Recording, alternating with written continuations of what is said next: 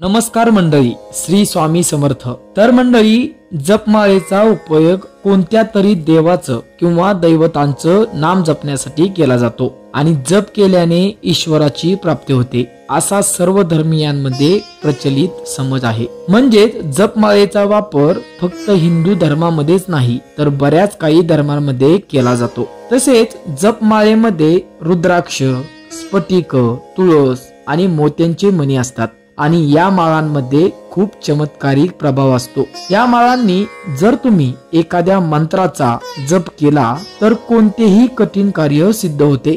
या माळेवर जप करत असताना देवाचे नाव घेतले जाते। पण जप करण्यासाठी जी माळ उपयोगात आणली जाते तिच्यामध्ये 108 मणी असतात।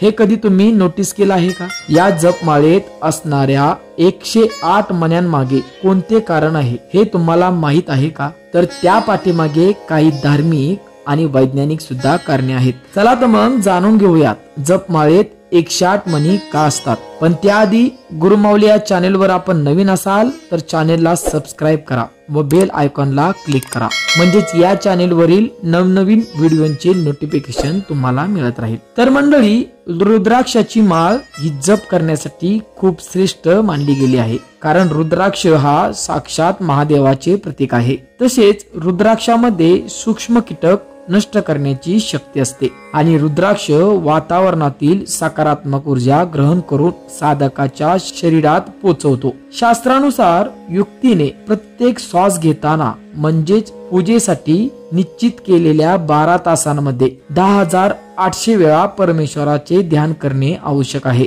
परंतु सध्याच्या काळामध्ये हे शक्य नाही, म्हणून यासाठी 10,800 या वेळेस श्वास घेण्याच्या संख्येमधून शेवटचे 2 शून्य काढून जपामध्ये 108 ही संख्या ठरवलेली आहे आणि याच संख्येच्या आधारावर जपाच्या माळेमध्ये 108 मणी असतात। तर मंडळी, आणखीन एका मान्यतेनुसार माळेमधील 108 मणी आणि सूर्याच्या कलांचा संबंध आहे। एका वर्षामध्ये सूर्य 21,600 कला बदलतो। तसेच सूर्य एका वर्षामध्ये 2 वेळा आपली स्थिती बदलतो। 6 महिने उत्तरायण व 6 महिने दक्षिणायन अशा प्रकारे सूर्य 6 महिन्यातील एका स्थितीमध्ये 10,800 वेळेस कला बदलतो। या संख्येमधील शेवटचे 2 शून्य काढून माळेमधील 108 मण्यांची संख्या निश्चित केली आहे, म्हणून माळेचा एक मणी सूर्याच्या कलेचा प्रतीक आहे। तर आता बघूया ज्योतिषशास्त्रानुसार। तर मंडळी, ज्योतिषशास्त्रानुसार